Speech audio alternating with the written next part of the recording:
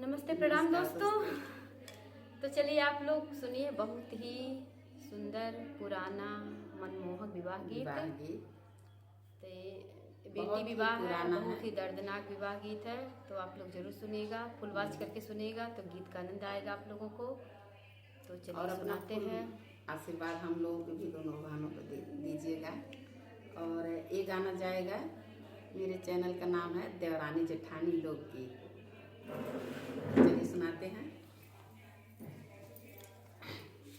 हटिया कैसे नूरा मांगे भाई बाबा, चुनरी भाई लयन मोल जी। हटिया कैसे नूरा मांगे भाई बाबा, चुनरी भाई लयन मोल जी।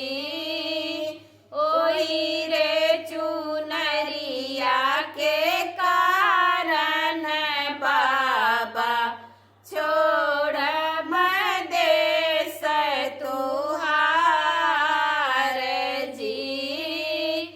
ओही रे चुनरिया के कारण बाबा, छोड़ देश तुहार जी।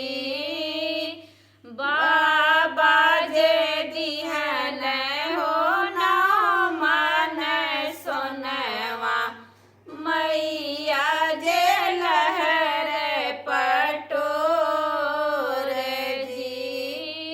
बाबा जे दिहन हो ना मन सोनवा, मैया जे लहर पटोर जी।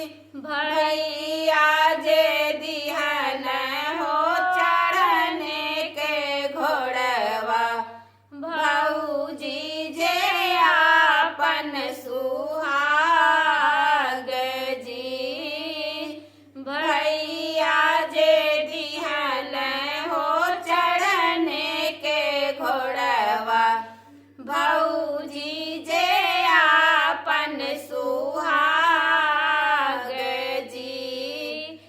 बाबा के सोनवा में 9 दिन खइब, फटी जइहे लहर पटोर जी। बाबा के सोनवा में 9 दिन खइब, फटी जइहे लहर पटोर जी। भैया के घोड़वा में नागर कुदैब, भौजी के बढ़ही बात जी। भैया के घोड़वा में नागर कुदैब, भौजी के बढ़ही बात जी। कैसे नू